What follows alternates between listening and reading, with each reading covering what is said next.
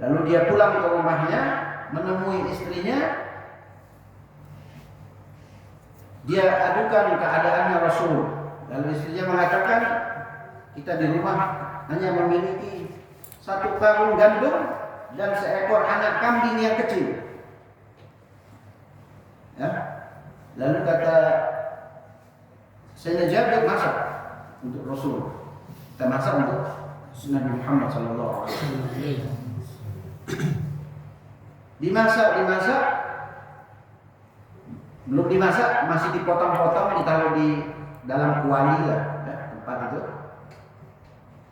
Lalu Sayyidina Jabir pergi menemui Rasulullah, ya. Lalu dibisikin di telinga mulia Nabi Muhammad, wahai Rasul, aku mempunyai persediaan makanan seekor kambing yang kecil dan 1 karung gandum. Ajaklah beberapa sahabatmu. Ya, karena kalau 1000 orang nggak cukup ini, ya kan? Kata Rasulullah, engkau tanak makanan itu, tapi jangan dimasak dulu, tunggu aku datang. Ini di dalam Bukhari, riwayat Bukhari, Imam Bukhari. Lalu Rasulullah Jabir pulang, disiapkan bahan-bahannya itu untuk dimasak. Rasulullah datang, kemudian Rasulullah meludahi makanan tersebut, diludahi oleh Nabi. Setelah itu Rasulullah kembali ke tempat penggalian parit itu, ya, dimasak oleh Sayyidina Jabir. Rasulullah panggil itu 1000 orang. Kalau secara akal nggak cukup. Pergantian. Dipanggil 1000 orang, Jabir sudah ketakutan, nggak bakal cukup. Kata Rasulullah, jangan engkau turunkan makananmu dari tempat engkau masak.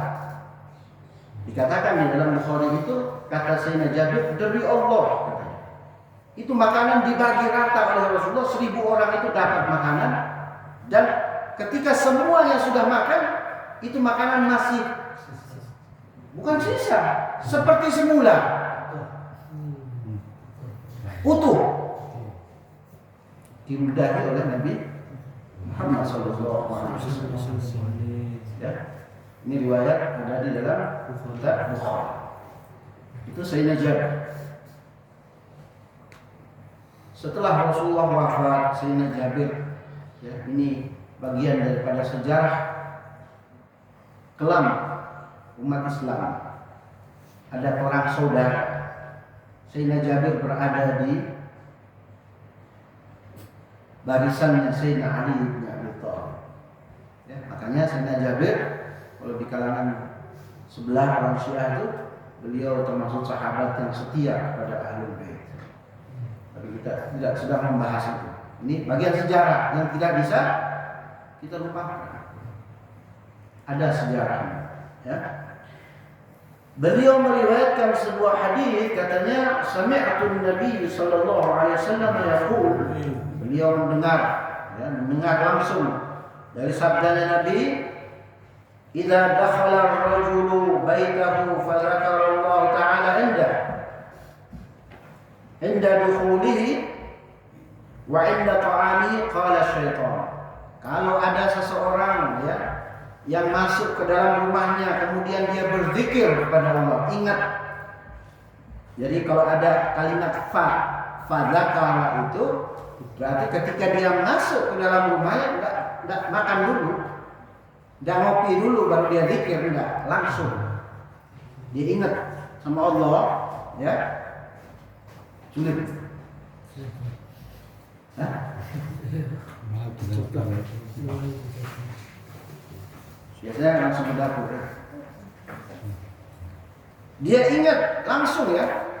Fazakarallah, langsung dia ingat kepada Allah, berzikir, menyebut Allah dengan ucapan apa saja, Bismillah, ya, atau apapun. Wa inda ta'amihi, dan ketika apa saja, makan, ketika hendak makan, dia ingat sama Allah. Maka syaitan, ya, syaitan itu berkata kepada siapa? kepada keturunan-keturunannya syaitan, kepada teman-temannya syaitan, kepada sekutu-sekutunya syaitan, la mabita lakum, tidak ada tempat bagi kalian. Ya, wala asya, tidak ada makan malam. Kalau kita, karena syaitan itu ada di mana-mana, ya, ada di mana? Mana?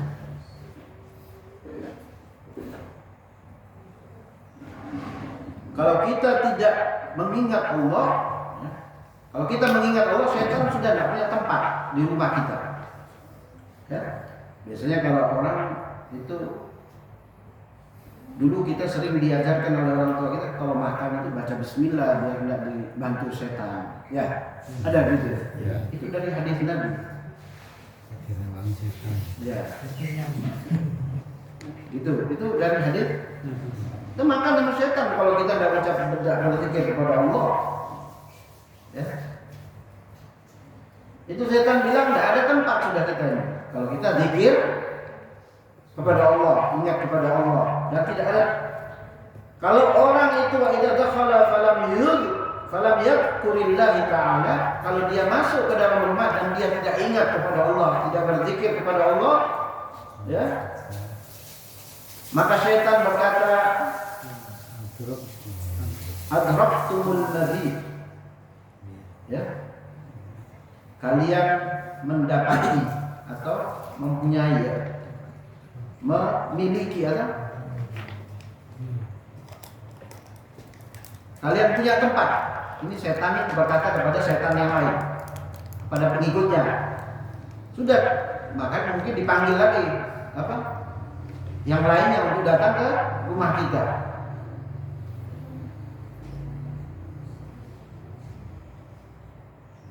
Kalian punya tempat, kalian tidak punya tempat untuk menginap. Enggak, yang kedua.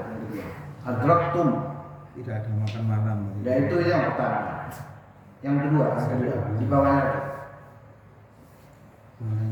Kalian gini setan. Kalian mendapatkan tempat bermalam. Hah? Kalian mendapatkan tempat untuk menginap. Ya itu yang kedua. Kalian mendapatkan tempat, kalian mendapatkan makan malam. Ya. Apabila ia tidak menyebutnya maksud. Ya, jadi kalau kita mengetahui itu setan itu, ya, ya, innal iblis tis'ah minal walad. Iblis itu punya ada beberapa 9 itu anak, ya. Saya ada catat beberapa ini. Ada dengan nama dan dengan pekerjaannya. Hanzabun, itu setan yang sering mengganggu kita ketika sholat. Kita pasti sering lupa rakaat. Yaitu setan, mengganggu setan. Ya. Walhanun, setan yang biasa membuat kita was-was ketika kita bersuci, ketika berwudu. Itu ada setan punya apa? Punya tugasnya masing-masing. Zalabun, itu setan yang ada di pasar, yang biasa menggoda kita kalau mengajak kita untuk berbuat curang. Ya, ayo timbangannya dikurangi. Itu. Ada lagi setan yang mengganggu kemaluan kita. Batarun, ya, yang sering mengajak seseorang untuk berzina. Itu dikatakan itu tugasnya apa? Tugasnya dia, mohon maaf, dia meniup lubang kemaluan kita supaya kita digiring untuk melakukan perzinahan. Mudah-mudahan kita dijaga oleh Allah. Ya. Itu rawahu Muslim. Hadis ini sahih. Paham ya? Jadi kita masuk ke rumah, usahakan kita berzikir kepada Allah, mengingat Allah. Hah? Belum makan juga zikir. Ya. Jadi orang yang berzikir kepada Allah itu kata para ulama ya, lebih daripada orang yang berdoa meminta kepada Allah. Dikatakan man syaghalahu fi dzikri ya. Man syaghalahu dzikri an mas'alati, siapa orang yang sibuk dia berzikir mengingat kepadaku daripada dia meminta kepadaku. Ya. A'taituhu adha'afan wa ma a'tas sa'ilin. Aku akan memberi kepadanya ya, lebih daripada yang aku beri kepada orang yang meminta-minta kepadaku. Paham? Jadi orang yang berzikir kepada Allah lebih diprioritaskan oleh Allah untuk diberi daripada orang yang minta ya. Kadang-kadang dia minta itu disebutkan satu-satu. Sekarang Allah itu tidak tahu. Dikasih apa? Dikte ya? Iya. Didikte. Padahal kalau orang yang mazhabnya tasawuf itu mengatakan, ya Allah, kami cukup menyerumu saja. Kalau kami ungkapkan seluruh keperluan kami seakan-akan menganggap engkau bukan yang maha tahu. Jadi orang-orang di manakib istighosa itu biasanya cuma menyeru Allah ya. Jarang ya banyak-banyak minta ya. Tapi ada juga kaum yang golongan yang menganjurkan kita banyak minta kepada Allah. Tidak ada salah juga ya. Cuma mungkin kelasnya kalau mau naik kelas kita lebih baik banyak berzikir kepada Allah ya. Mengingat Allah Subhanahu wa ta'ala. Sedikit lagi dari kitab Ibn Sunni ya, dari Sayyidina Abdullah bin Amr bin As, beliau meriwayatkan sebuah hadis. Adapun Rasulullah sallallahu alaihi wasallam idza raja'a minan nahari ila baitihi yaqul, kalau Rasulullah itu datang di siang hari terus dia pergi ke rumahnya, maksudnya datang apa? Masuk ya di siang hari, beliau berkata alhamdulillahilladzi kafani wa awani. Masuk segala puji bagi Allah yang telah mencukupkan aku dan telah memberikan aku tempat. Ya. Walhamdulillahilladzi at'amani wa saqani, dan semuanya puji bagi Allah ya. Yang telah memberikan aku makan dan telah memberikan aku minum. Semua ini hakikatnya kita makan itu adalah Allah yang memberi kita makan. Hakikatnya Allah yang memberi kita makan. Itu ceritanya Sayyidina Hasan al-Basri suatu waktu ketika dia masuk ke dalam masjid ya, dia bermakmum dengan seorang imam, dia jadi makmum. Imam Hasan al-Basri seorang sufi ya. Setelah habis sholat, dia bersama murid-muridnya. Setelah habis sholat, ini imam dia bertanya kepada Imam Hasan al-Basri, wahai Imam Hasan al-Basri, engkau kan tidak kerja, tidak ada punya penghasilan, dari mana engkau makan? Imam Hasan al-Basri tidak menjawab pertanyaan, langsung dia sholat lagi. Diulang sholatnya. Ditanya oleh muridnya, kenapa engkau mengulangi sholatmu? Katanya Imam Hasan al-Basri, sholat di belakang orang yang ragu bahwasanya Allah pemberi rezeki tidak sah. Ya, paham? Itu Imam Hasan al-Basri. Ya.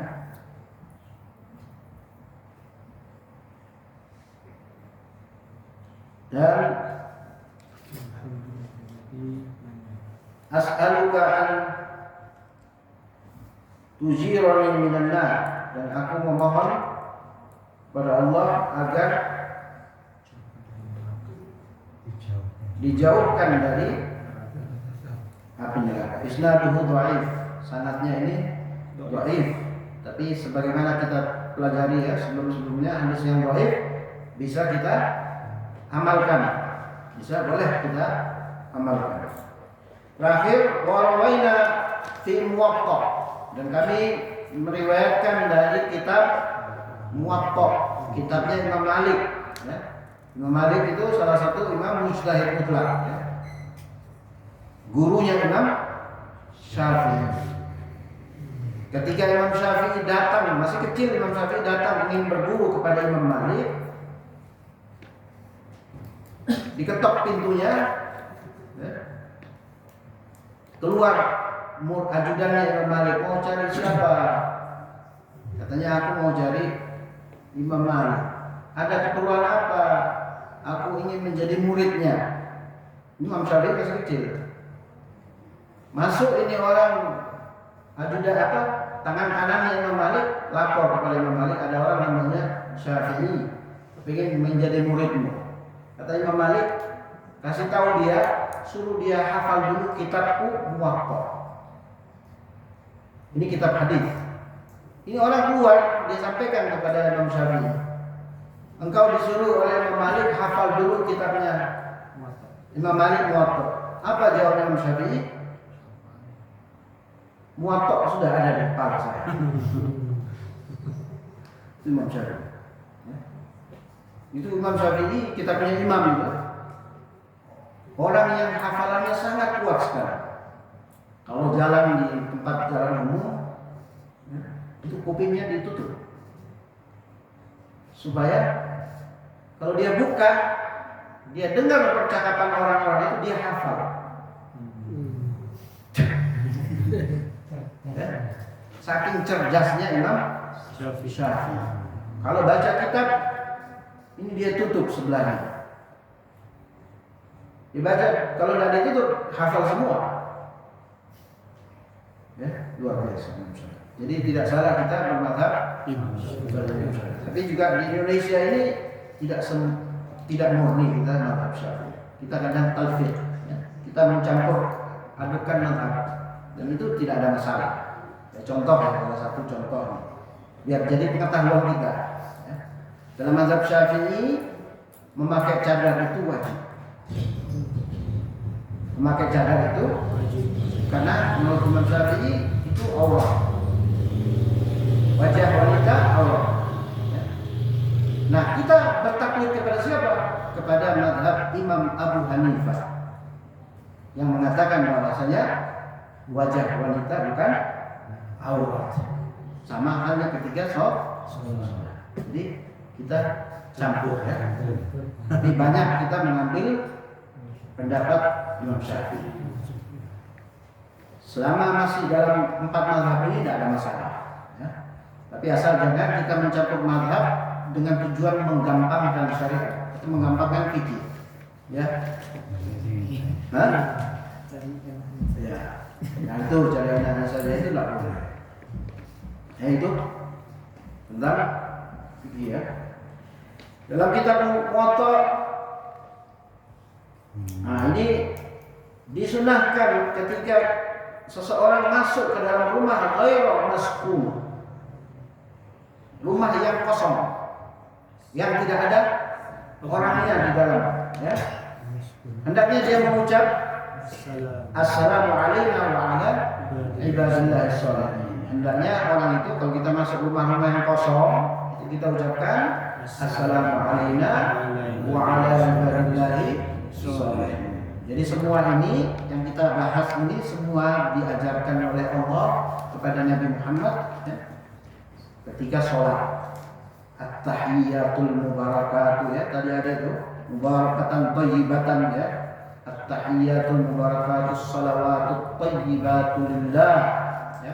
Itu semua ada di dalam bacaan tasyahud, ya. Intinya kita memohon keberkahan Allah untuk diri kita dan untuk orang-orang di rumah, keluarga kita. Ada tanya? Mungkin ini saja, ya. Mudah-mudahan bisa bermanfaat, ya, pada saya pribadi, dan mudah-mudahan ini hadirnya kemana? Masa sama? Enggak sama.